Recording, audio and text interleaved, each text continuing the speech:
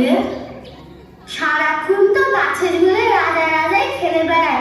একবার দেখ, মনকে শান্ত করে বসে দেখবি, ভালো লাগবে। এই দেখ আমি কেমন বসছি। ঠিক আছে, তুই যখন বলছিস, এরপরে আমরা রাজা রাজা খেলব।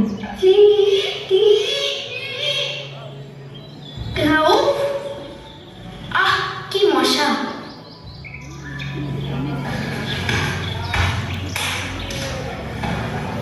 কি মশা!